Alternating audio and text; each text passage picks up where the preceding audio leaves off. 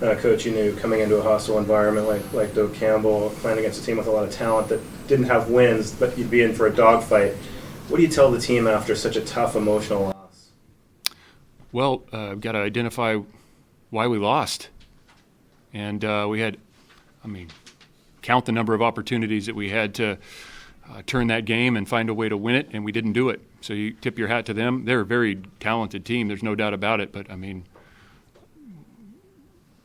offensively, we have to start the play without getting penalized. That's bad football. It's on coaches, players, everybody. We have to be able to start the play without getting penalized. We got to find ways to put the ball in the end zone. FSU's winning touchdown, they looked like they isolated your safety, Woodson. Were you able to tell how they were able to do that? It was Jair, yeah. Oh, it's Jair. Yeah, it was the nickel. Got it, okay. Big box fade. Coverage. Yeah. Big box fade, outside leverage man. He played with poor technique late. His eyes were on the ball. Got to run to your man. Poor technique. We also gave up a 3rd and 20 on that drive. We had to win the game on defense, and that was the drive. Unfortunately, we weren't able to capitalize on. The rest of the day, other than the first early drive, the defense played pretty good, got the ball back and battled. We did not tackle very well. Obviously, they're talented athletes. We had a hard time getting the quarterback on the ground at times. They got more going in the run game, and that led to some third down conversion. We got them. They were ahead of the chains more, so we didn't tackle great. And then the third downs were really the issue we had on defense today. But battled a lot of the day, got the offensive ball back, and we got to score points. We got to make field goals. We got so many chances. Other questions in the room? Yeah, Coach Doug here with Football Organically.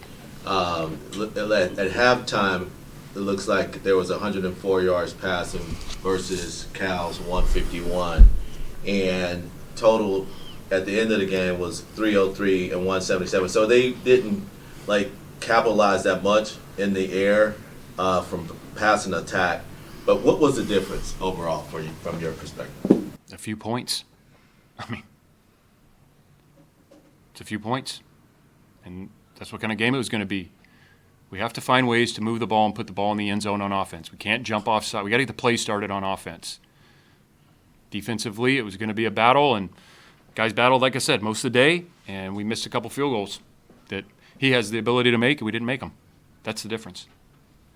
At some points, it felt like Cal was losing significantly, but the score didn't reflect that at all.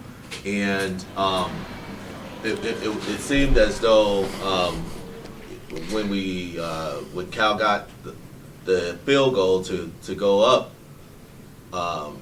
on Florida State, how could we maintain that momentum? Get a stop and then score again. Move the ball and score. Don't go backwards. Did the noise level and well, obviously, with the pre-snap issues, we've practiced it. We use crowd noise. The neighbors hate it. We use crowd noise, and obviously the message is not getting across. We're not coaching it well enough, and we're not executing it well enough. And we had once we used some silent, then we had a guy clapped, and we snapped the ball. Just bad. It's bad. It's unacceptable. It ultimately is my responsibility. That is bad football. We can't do that. So that'll be addressed again until we get it right, because we're going to play in other hostile environments. What happened with Siowape, and do you have any early reports? He is being evaluated at a local hospital, and he's got movement in his extremities, which is good news, but that's all I know right now. Any other questions in the room? All right, we'll go to Zoom. First question will be from Jeff Ferrato from Cal Bears on SI. Justin, what will your approach to the week off be? You've got a bye before Miami at home. You give guys a day or two off, or how do you approach this? No, we'll be back in Monday. We'll go Monday through Friday. You think players are ready to get out there and fix what's wrong? Well, I sure hope so. All of us are. Coaches, players, everybody. Thank you. All right, we'll go to Steve Kroner from the SF Chronicle. Yeah, Justin, the last year and a half, maybe even 2 years, you've talked about the margins in tight games, and this is yet another one that didn't quite turn out.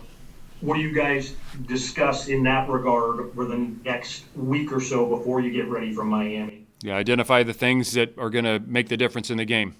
Okay, again, tackling on defense, third down defense. Offensively, we have to be able to snap the ball on time, and we have to put the ball in the end zone, and then we got to make field goals.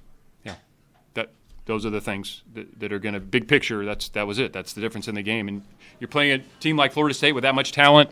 You're not going to make those types of mistakes and win. So we had plenty of opportunities. We did not capitalize on it. They did, and so they deserve the credit for that. All right, Thomas Dunn from Right for California.